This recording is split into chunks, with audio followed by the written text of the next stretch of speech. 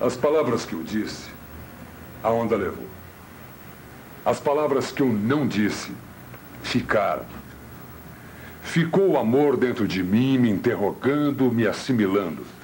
Depois renascendo de mim e eu dele. O outro veio com a lanterna. Rolamos na eternidade.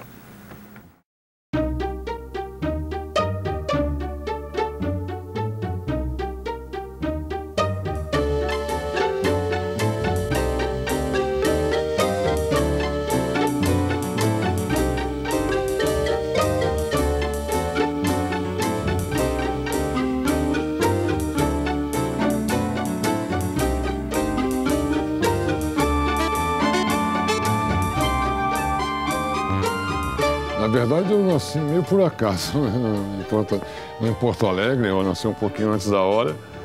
Deveria ter nascido em São Paulo, né? Eu vim com 3 meses para cá, quer dizer, meu pai era paulista, né? Então, minha mãe é estrangeira, minha mãe é estoniana.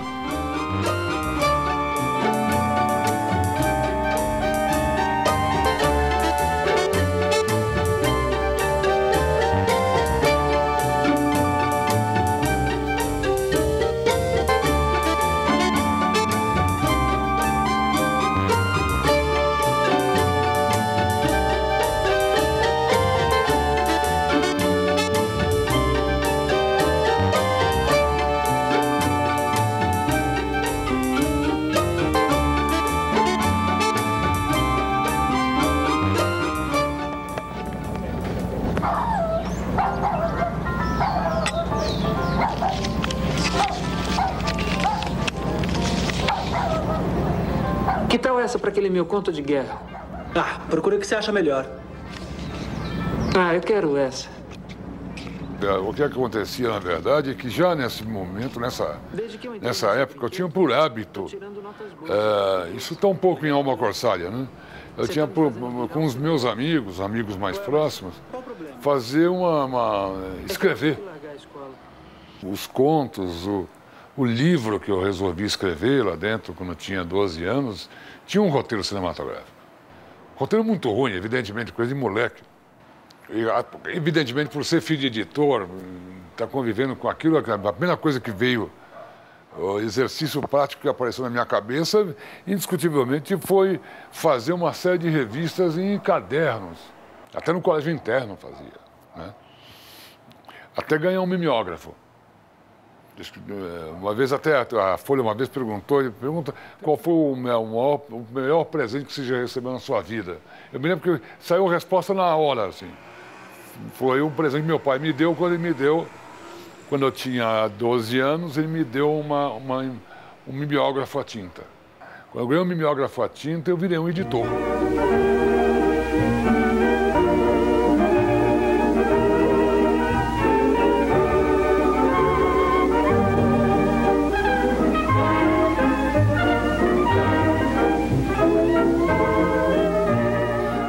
Eu sempre gostei muito de trabalhar com personagens que passam por uma experiência provisória, né?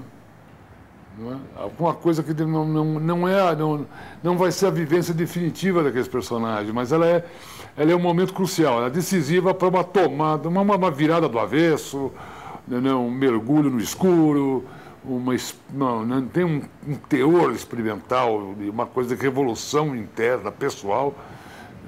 Em todos esses filmes, em todos os meus filmes antigos e mais recentes, o tema se repete de uma certa forma. Essa coisa de conseguir enxergar como uma revolução, ou mesmo a experiência de vida, como uma coisa experimental. Ela nunca tem esse sentido definitivo, ela nunca termina ali.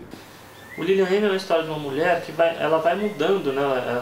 Conforme ela vai entrando em outras cenas. Vão entrando várias pessoas na vida dela, né?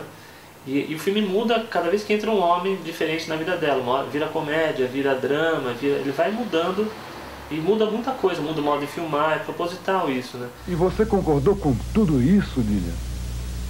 Ah, mas eu não entendia dessas coisas. Naquela época, eu achava que uma sacanagem devia ser paga com uma maior. Tá lembrado, cara? A gente fez a cobertura desse industrial que desapareceu. É. O Hartmann sumiu. Gozado como o tempo faz a gente esquecer logo das coisas. Mais alguma morte na sua vida? Tem. Mais uma.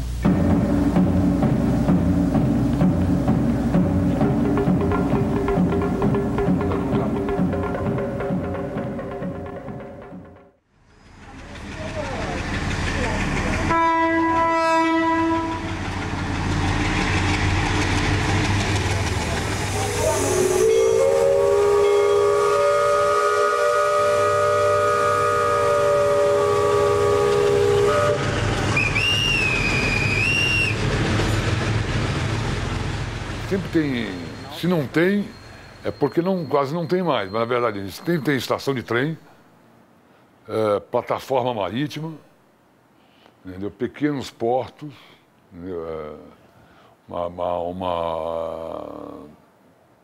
Uma balsa atravessando o rio. Sempre, e essa ideia muito presente de alguém indo embora.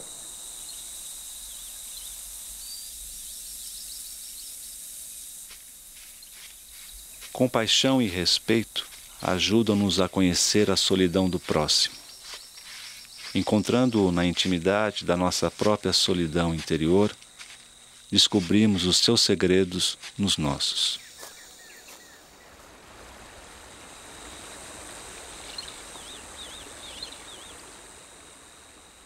Eu acho que é uma troca muito favorável para quem está ao lado dele. Você aprende muito sobre todos os aspectos.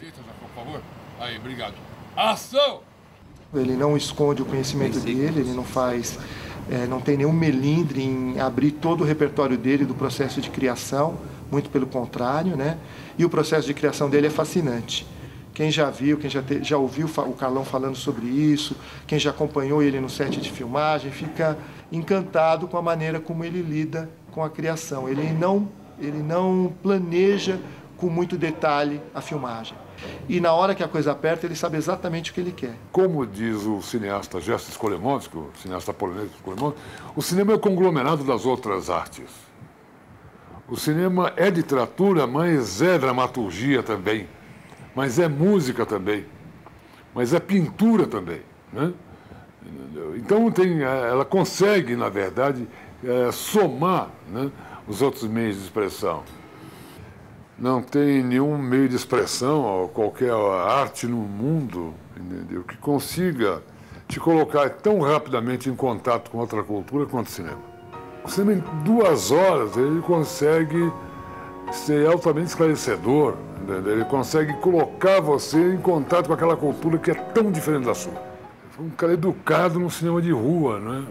Educado num cinema de rua e num cinema onde, numa época que o cinema era uma diversão mais acessível, mais popular, mais barata que existia. E ter convivido com um público que, na essência, é um público que nunca teve preconceito com o cinema brasileiro, que é o público C&D, que hoje não vai mais. Hoje esse público não tem R$20, R$15 para assistir um filme, né? Mudou muito essa relação. Eu acho que, de uma certa forma, a ideia do compartilhamento virtual lá dentro, ela trouxe um novo alento até aos cinéfilos, né? As pessoas que realmente estão interessadas no cinema como uma forma de entender o mundo também.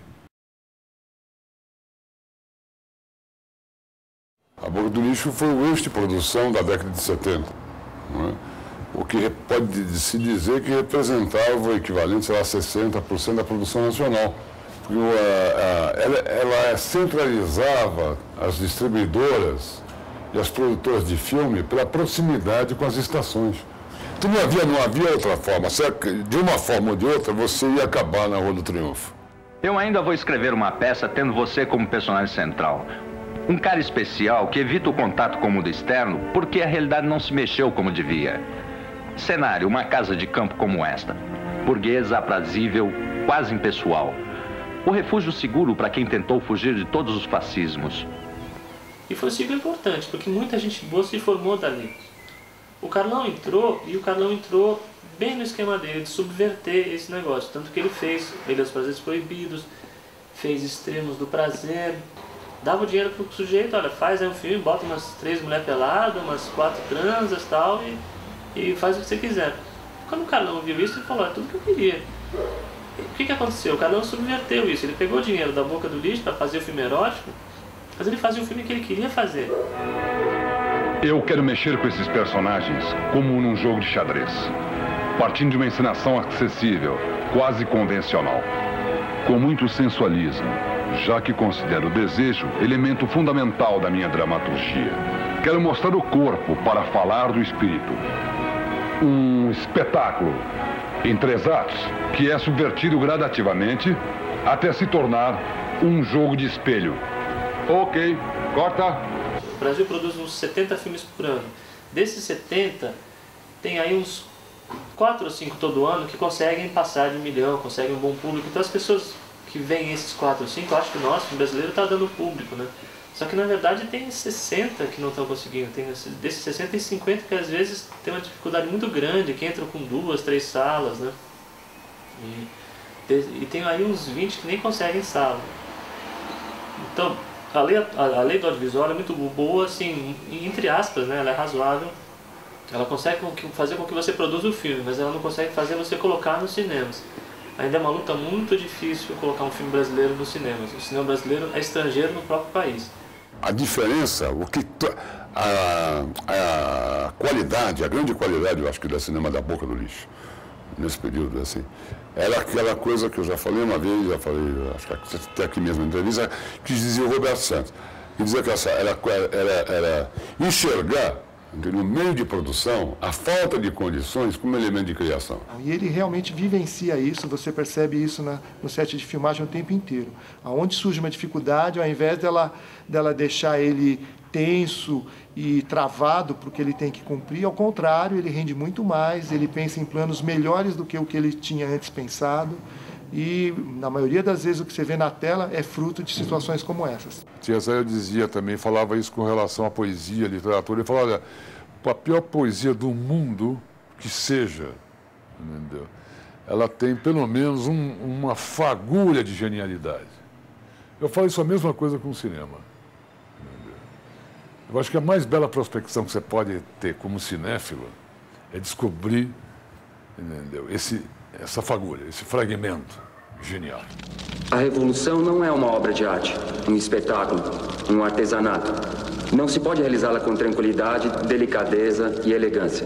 A Revolução é um ato desesperado de violência, pelo qual uma classe derrota a outra.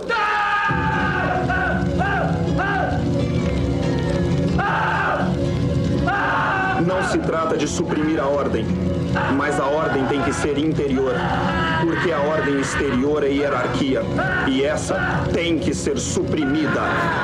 Para mim, falar do meu tempo, entendeu? Eu não preciso ter condições, entendeu? Financeiras, monetárias, elenco, entendeu? Equipe, equipamento, sofisticado, nada disso. Eu estou veiculando ideia, né?